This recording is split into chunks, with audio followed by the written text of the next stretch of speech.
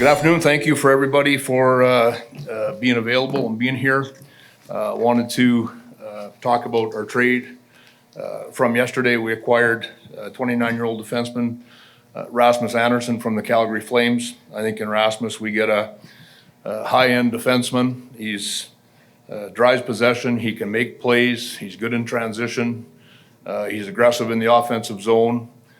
He's played a lot for the Flames. He's played a lot of hard minutes for their team, and we think he's really going to add to our hockey club. I think that he's going to help our team speed by being able to move the puck and transport the puck, either carrying it or passing it. He's going to, give us he can make plays, and I think to win, there's a point in time where you have to have playmakers on your team. He, for me, is a guy that can do that. He's really excited to be joining our team. Obviously, being in the same division, he's seen lots of us. He produces offensively. He's got a very hard shot. He creates a lot of offense deep in the offensive zone. He's one of the top-ranked defensemen at completing plays into the slot. And watched his game on Saturday. In fact, he had an assist in the first period, doing exactly that. So a little bit different than what we have, and I think really adds to our group. Defensively, our team has very good defensive metrics. Rasmus has been in a top pair role in Calgary. He's played against the top players, for 4 or 5 years now. So I think he'll complement us that way as well. The price for our acquiring Rasmus was defenseman Zach Whitecloud, a first-round pick in 2007, a conditional first-round pick, or 2027, excuse me, a conditional second-round pick in 2028 that becomes a first-round pick if we win the Stanley Cup. And Zach Whitecloud, just a tremendous story. He was a college free agent that played 2 years in the American Hockey League in Chicago, joined our team, was a mainstay ever since. Character through the roof, very popular, well-liked teammate. We wish him all the best in Calgary. I think that he'll play very well there. I hope he does great. And, personally, he's from Brandon. I've known him since he was a young guy, and watched him play, Bantam hockey, midget hockey, junior hockey, college hockey, and was really proud of him being able to accomplish what he did in our organization yesterday. And speaking with Zach, he could not have been classier. He obviously disappointed, loved everything about playing in Las Vegas, the organization, his teammates, but understands, and he was very gracious for his time here, as we are to him with the time that he spent in our organization. Just a couple of other things before we go to questions. Just some injury updates with Braden McNabb, Colton Sissons, Brandon Saad, Brett Howden, William Karlsson, Carter Hart. Unlikely any of those players play before the Olympic break. We'll monitor that more closely as we get to the end of the break. They'll rehab here in Las Vegas over the course of the Olympics, and we'll see where everything lies when they return. Recent play, I think our team has played really well. I think that we got some confidence with some overtime wins finally. I think we sit 7th in the NHL when you look at the injuries that we've had along the way with the overtime troubles that we've had, the number of overtime games, and then our inability to have success. We've been better lately, obviously, but I think when you look at the makeup of the roster, you have to, as a manager, it's not day to day for fans. It's 82 one-game seasons. For a manager, your perspective is obviously a little bit different than that, so you have to try to project what your team looks like. When you have reasonable health. I don't think it's pie in the sky to think you're always going to have great health. That's not realistic. But I think when you look at some of the people that are out of the lineup, you picture what our lineup would look like with them contributing in the roles that we're used to seeing them in.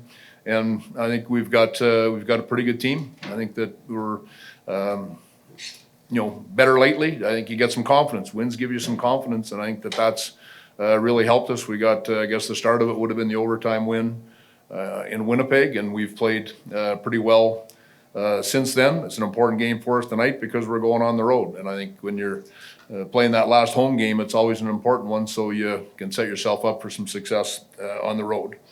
I'd open it up to questions now. I should have added on Rasmus. It'll be the first question if I don't. Final year of a 6-year contract that he signed in Calgary. He's played his entire career with the Flames. He was a draft choice of their organization. And he is on an expiring contract. We did not speak with his representatives with respect to an extension. Not unlike when we acquired Noah Hannafin. That's a process that we'll get to in time. We're hopeful to retain him. That was part of our motivation for trading for the player, but we haven't had those discussions as of yet. And then I guess just finally maybe trying to predict another question. Obviously not in the lineup tonight, and we are working through his immigration right now.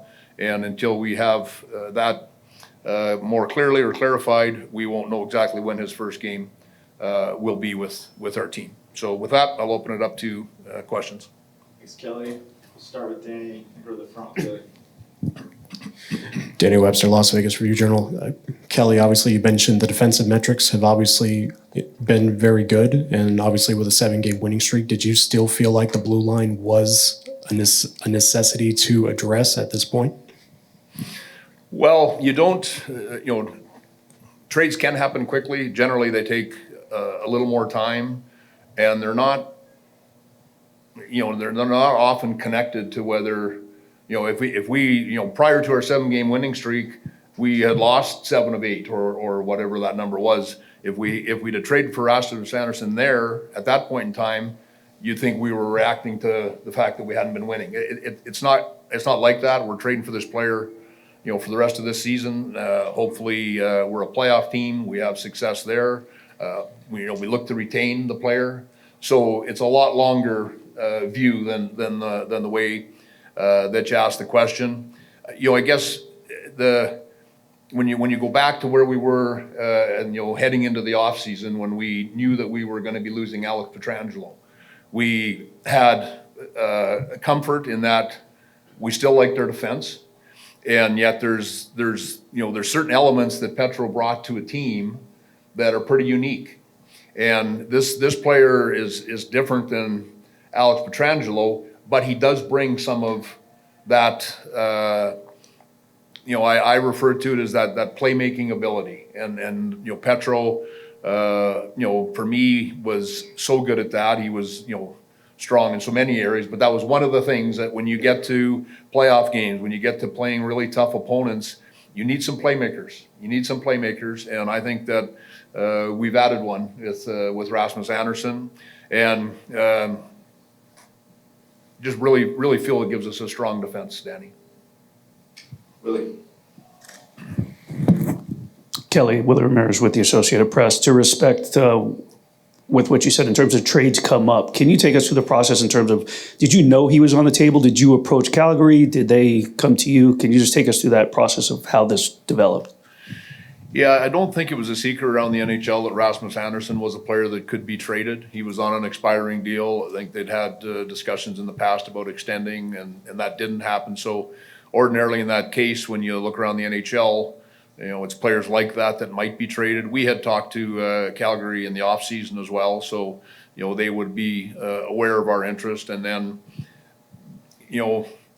it's been a really different year for so many ways, how tight the standings are, but then the Olympics is different. And I think a lot of people thought that leading into the Olympic break, and still may be the case, a lot of people thought leading into the Olympic break, there might be a lot more activity. And when you go through all of the rosters of the teams going to the Olympics, the one prominent player from those teams that might be on the move was Rasmus Andersson. So his timeline in some respects, I feel, was a little bit different than some of the other players that might be traded along the way. I think the other thing you see that so many teams are very much in playoff contention. Some of those teams are there for the first time in a while. I don't think they want to trade players away and send that signal to their fan base that we need another year, we're not quite there yet, or even send that message to your team. So I think that's, maybe reduced activity as to what some people might thought. I think what you will see when we get back from the Olympics is, I think our team maybe has 5 games between the end of the Olympics and the trade deadline. That's going to be a sprint, I think, when you look across the league. In the case of Rasmus Andersson, he plays a lot for Calgary. He plays a hard game. An injury, I think, became a real issue for Calgary. And I think past that, I felt for a while that the longest Calgary would go before trading Rasmus would be the Olympic break, because I don't think if you're in their position, you want the player going to the Olympics, potentially risking injury, and then that would, significantly, cost them a significant opportunity. So his timeline, for me, my assessment of it was a little different than what it might be for some other players. Go Alan, Steve, Ken. Kelly, you have a documented history of making some big name trades here at VGK. Can you talk a little about the dynamic and the relationship you have with owner Bill Foley that gives you the confidence to make these kind of high-end trades? Well, we have a great relationship with Bill, personally, myself and George. I think there was great value when you go right back to, I call it the expansion year when we didn't have a team. I call our first year team, I always refer to it as the inaugural season. So the year that we didn't have the team and we were, meeting as regularly as we did when we were doing our work, doing deep dives on all, at that time, 30 teams that we were going to be dealing with. Bill was a big part of those meetings. And, a couple of months in, I think I might have said to George, I love that he's here. These meetings are good. Our process is good. We've got really intelligent, smart people in the room. I love that he sees that. So I think Bill has a lot of confidence in George and a lot of confidence in myself.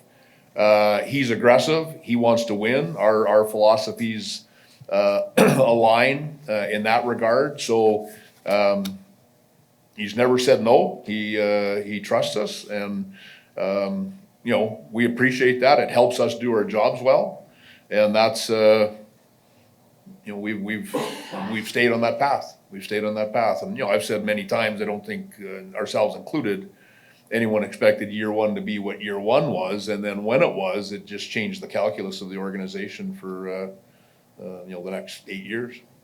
Steve and Ken. Steve Karp with the Sporting Tribune. 2 questions. First, if Brady McNabb does not get hurt, does it change your trajectory on trying to acquire Rasmus? 2, Calgary's willingness to take 50% of his salary to make this work. How were you able to get Conroy to agree to that? Because they were talking earlier about not taking on any of his salary. Yeah, you make I would say one good point, Steve. I'm not going to give you credit for 2. But your point on retention, I didn't mention at the beginning. And, retention is in the bargaining mix, right? And I've always felt that retention is, I always qualified by saying people that say it's only money usually aren't talking about their own. But the team that's trading the player can put that into a deal where it has great value for the team that's acquiring the player, right? So it's part of the bargaining mix, and when it's a standalone transaction, it's easy to see what the value of the retention was in a certain situation. It was important to us because we want to maintain flexibility from now till March 6th, right? So it was an important part of it for us. With respect to Braden's injury, no, it sort of ties in with the question Danny asked. We were interested in Rasmus Andersson in the offseason. We were interested in him regardless if we'd won 7 in a row, lost 7 in a row, because this is a lot longer play than just that.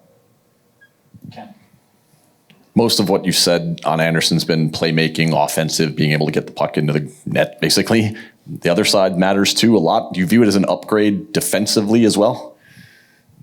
Well, I like Zach Whitecloud, so certainly not going to be critical of his game. Really steady, good skater, can play against good players. I'm referring to Zach. I think Rasmus Andersson could do all of that defensively. He's, his quality of competition, which the analytics measure, he's always been like in the top, 10 or 15 players for quality of competition. We're a well-coached team. Calgary plays similar D-zone to us. I think he'll transition well, and I expect that he'll be fine in that area. And then I think the other thing with it that you can see when even this season when Noah Hannafin was injured on opening night, that affects your transition. That in turn affects the speed of your team.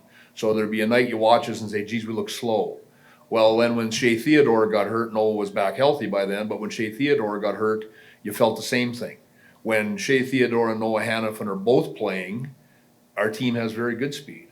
This guy is another one, another player like that is going to help our team be faster. It's going to help our forwards be better offensively. They're going to get the puck in better spots. They're going to get the puck in transition. They're going to get the puck in breakouts.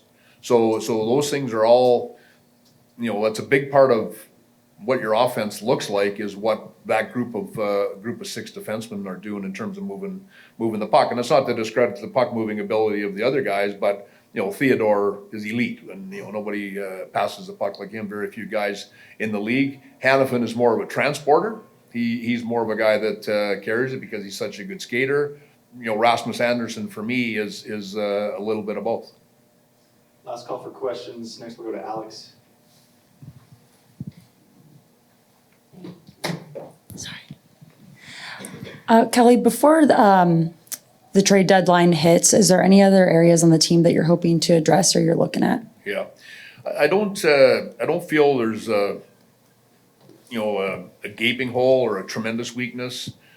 Going into the year, we wanted to see what the defense looked like because of the loss of Alex Pietrangelo, and the move with Andersson for me puts us in a position again where we feel our defense is a real strength and one of the better ones in the NHL.